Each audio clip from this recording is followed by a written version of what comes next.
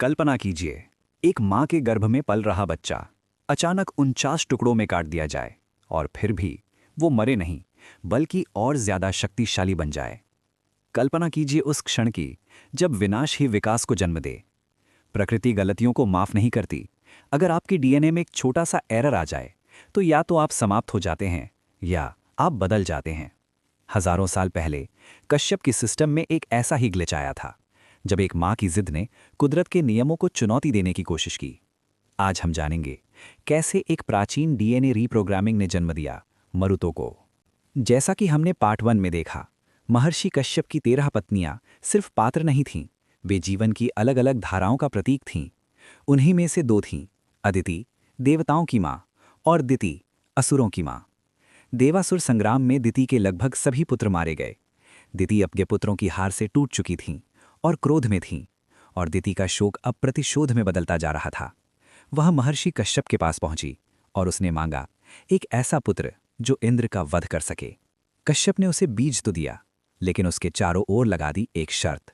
तुम्हें 100 साल तक पूर्ण शुद्धि यानी प्योरिटी में रहना होगा। अगर तुम्हारी चेतना या आचरण में जरा सी भी अशुद्धि आई, तो ये गर्भ अपना गुण खो देगा। ये केवल आध्यात्मिक नियम नहीं था, आज विज्ञान इसे कहता है प्रीनेटल एपिजेनेटिक प्रोग्रामिंग। माँ का वातावरण, उसकी मानसिक अवस्था, भ्रूण की जीन एक्सप्रेशन को बदल सकती है। दिति का गर्भ अब एक बायोलॉजिकल लेबोरेटरी बन चुका था। वहीं देवराज इंद्र को अब अपनी मृत्यु का संकेत मिल चुका था। वे दिति की सेवा के बहाने आश्रम में रहने लगे, और अब वे इंतजार कर रहे थे बस एक गलती का। ठीक 99वें साल में दिति थककर बिना पैर धोए अशुद्ध अवस्था में सो गईं। इंद्र को वो सिक्योरिटी ब्रीच मिल गया जिसकी उन्हें तलाश थी। अपनी अड़ेमा शक्ति से वे सूक्ष्म रूप धारण करके दिति के गर्भ में प्रवेश कर गए।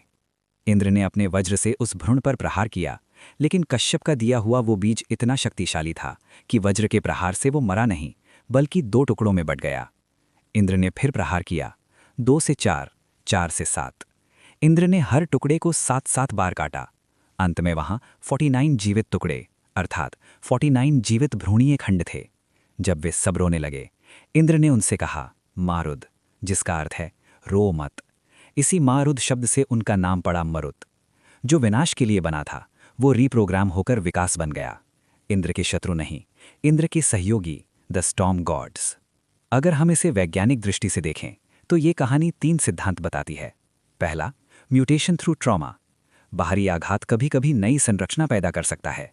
इंद्र उन्हें मारना चाहते थे, लेकिन वे टुकड़े अमर हो चुके थे। दूसरा, मल्टीप्लिकेशन फॉर सर्वाइवल। इंद्र का वज्र एक एक्सटर्नल स्ट्रेसर था। जब कोशिका पर इतना बड़ा प्रहार हुआ, तो उसने खुद को खत्म करने के बजाय मल्टीपल डिविजन्स करके खुद को बचा लिया। अर्थात जीवन खत्म होने से पहले खुद को बांटकर बचाता है। तीसरा, पर्पसफुल रीप्रोग्रामिंग। जो शक्ति विनाश यानी इंद्र को मारने के लिए बनी थी, वो शक्ति का संतुलन यानी वायुमंडल का नियंत्रण करने लगी। मरुत वातावरण की शक्तियों का प्रतीक है। हवा, तूफान, दबाव, ऊर्जा, यानी जीवन को संतुलित रखने वाली शक्तियां। ये कहानी सिर्फ देवताओं की नहीं है, ये जीवन का नियम है। कभी कभी आप टूटते नहीं, आप बिखर कर नए बनते हैं। हम सबके भीतर एक मरुत छिपा है, जो विनाश के बाद भी जीना जानता है। तो क्या मरुत प्रकृति की पहली कंट्रोल्ड म्यूटेशन थे? और क्या कश्यप सिर्फ ऋषि नहीं, एक कॉस्मिक जेनेटिक आर्किटेक्ट थे? सवाल अब भी वही है, सच क्या है? ऐसे ही रहस्यमयी सवालों और उनके जवाबों को जानने के लिए फॉलो करें वेदास्त्र।